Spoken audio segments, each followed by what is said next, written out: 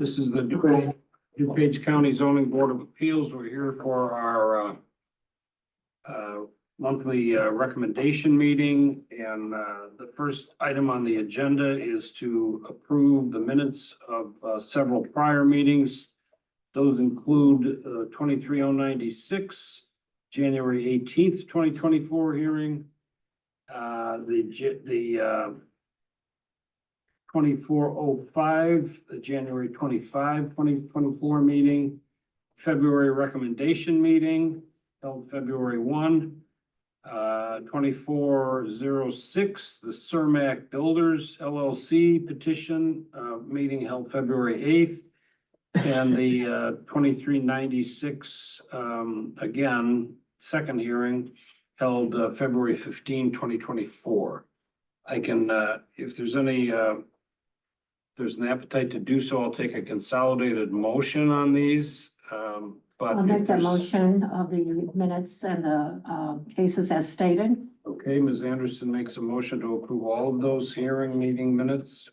Second. Seconded by Mr. Ketter. Is there any discussion on any of those items?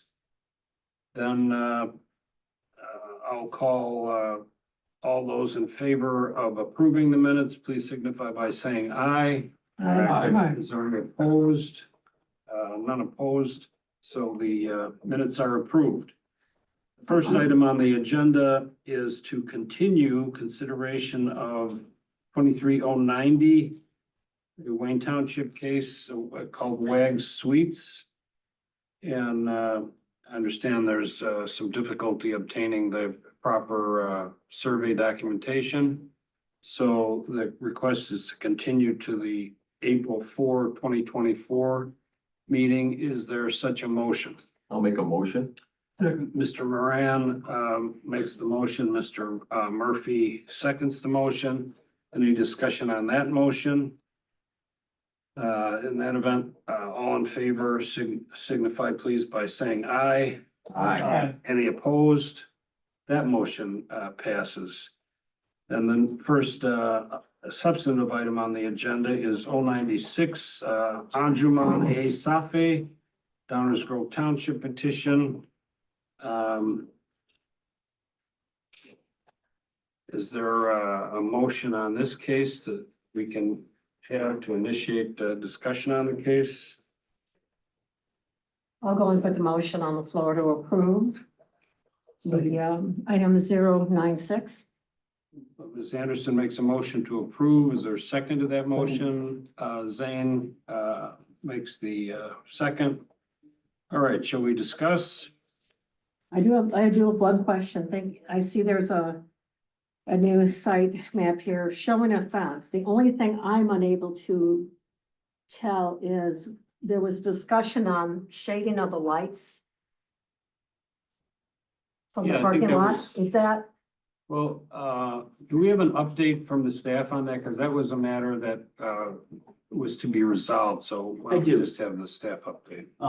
The issue was that there is existing lighting on the new addition, school addition to the building. And there was concern about that lighting, which the county has dealt with in code enforcement efforts. But there's also concern about any new lighting relative to the parking lot. The petitioners indicated that the parking lot lights and the lighting on the buildings will conform to the 0.5 foot candle illumination at the property lines. And in fact, it'll be less.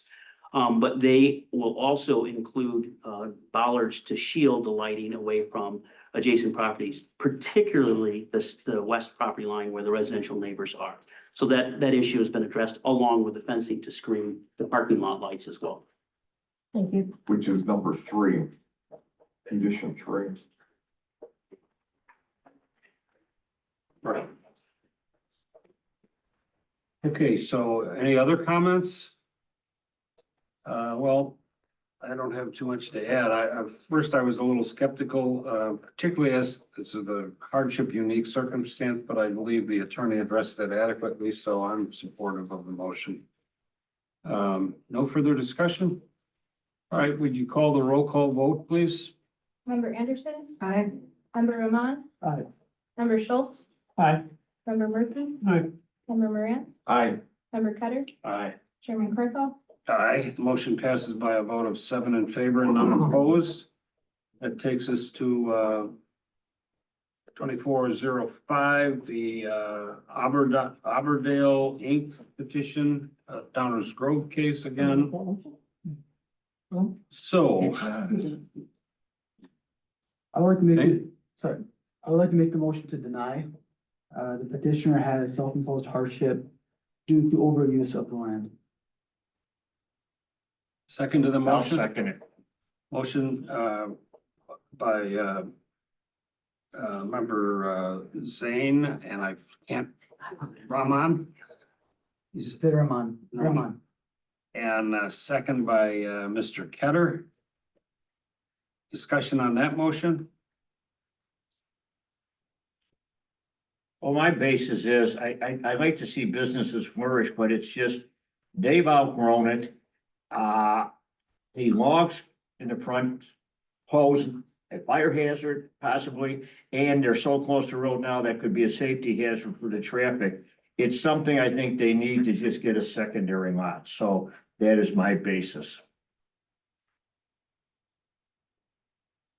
Anyone else?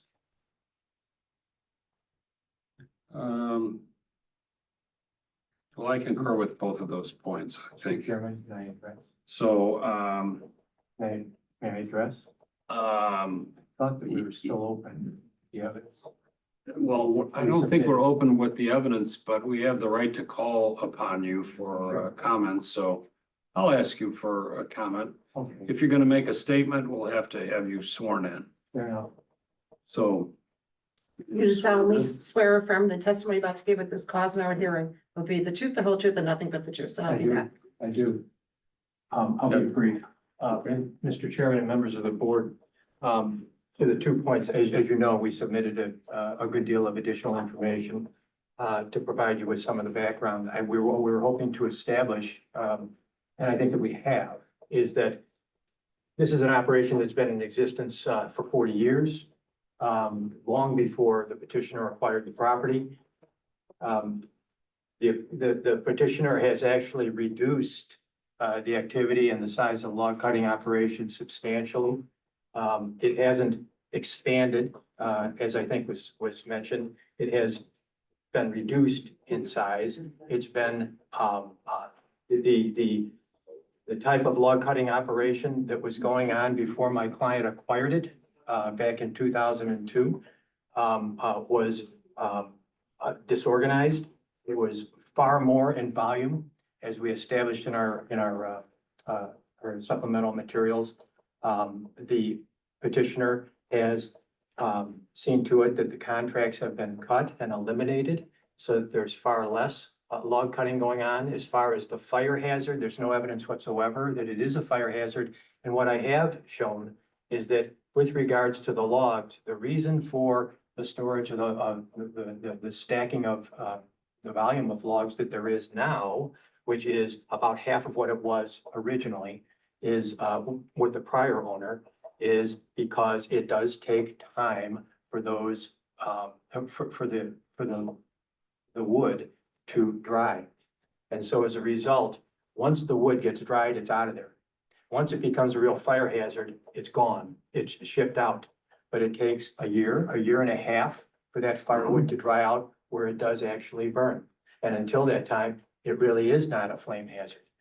I did mention in our prior presentation to you too, that while the logs had been stacked 5 feet from the fence line on the west side, we would be willing to move it another 5 to 10 feet. So if that's the issue, I think that we can address it. We could have that, as I had said last time, we would have that as a condition. And then finally, the last point I'd make, just because the comment was made about hardship. We're coming in for a conditional use. The only possible way that this is a legal and it's a reasonable business, and it's in this area which I think tolerates this kind of a use better than any other kind in the county. And but it's only allowed as a conditional use, and there isn't any place else that you can do it. But it's a legal and permissible use, and we meet the standards But as a conditional use, we don't, the hardship is not one of the criteria. It is not a criteria on your zoning code. I don't, For variances, it is. I don't think we discussed hardship with I think respect it to was this mentioned case. that it was a I hardship. think that was related to the last case. Oh, was it? Yes. Then I take that back. That was my comment as to the last case. Okay, I thought it was a comment as to this one. Okay, so again, not a fire hazard. The wood that, when it dries out, is gone, as we've tried to show. And also, this is a substantial reduction in an operation that was going on for the last 40 years that my client acquired. So I think that he's running a really good, solid business in a good, reasonable way. And this is the only way that this use can be allowed in the county. And the fact that it's a conditional use contemplates that this kind of a business is allowed, so. Thank you. Well, my view is that yes, there is a presumption to grant a conditional use as it relates to the use itself because of Illinois Supreme Court precedent. However, my concern is the use has grown to such an extent that you're filling up just every bit of this property. And while there's no hardship required, and you've published for exceptions / variations, you're going down to like, you know, the property line virtually every place. The fire issue, personally, I'm not persuaded that since it takes the wood cuttings a considerable period to dry out, there is no longer a fire hazard because, you know, I don't know how we can manage that or take comfort in that. So I just don't think that this works on this site, in my view. But anybody else want to comment, given the remarks from council? I just thought some of the structures, because they're not permanent, could be moved off of one of the lot lines. Well, they could, but then we're managing the business. This business has grown dramatically on this site. And, you know, we saw some photographs or whatever it was to show how the use impacts this particular lot. And I just don't think that's a reason. That's not likely to happen. If we put setbacks, you know, 5 years from now, who knows what would happen. So, but, you know, I respect your view on it. So any other comments? The only thing I have, practically the whole area there is, they're using all the lots up in there. I mean, all the businesses are. You drive back in there, and they're from fence to fence, they're just solid with vehicles and everything else. Well, that's problematic. This is the one that's before us. Right. Mr. Chairman, one last comment, if I may. If it would satisfy the board, how about if we get the conditional use, but we comply with the setback for the firewood? So as for the other, we have the existing platform and we have the storage bin for material. Let's make a deal. We could, well, You know, I think you should, why don't you let us proceed, and then you can take that up with the development committee. I'm not satisfied that would resolve the entire problem. Development committee won't have the advantage of seeing what we saw as to the entire use of the site and how it's interwoven and, you know, I mean, you gotta park your trailers or equipment in front of storage sheds to avoid theft, and, you know, there's a lot going on this site. So I don't think it works. But again, any of us that are persuaded, I understand. Any other comments from the board?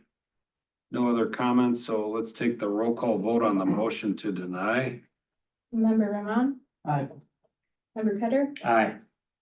member Anderson, No, member Schultz, Aye. member Murphy, No. member Moran, Aye. Chairman Carlton. Aye. So that is 5 in favor and 2 opposed to the motion to deny. Yeah. Good luck with the development committee. Thank you. Okay. Thank you. Now, that concludes the substantive business. There's no old business, no new business, and any public comment? No. No public comment? that's new business. We were talking about before we went on the record about, or should we close the meeting? I'll ask the question about the voting rights as if you were not. Yeah, well, let's, that's a procedural Right. issue Okay. for the board. So let's, I guess we need a motion to close So the move. hearing. Anderson, and who's the second? Second. Schultz. Any discussion on the motion? Seems somewhat non-controversial to me, so all in favor signify by saying aye. Aye. Any opposed? The meeting is closed.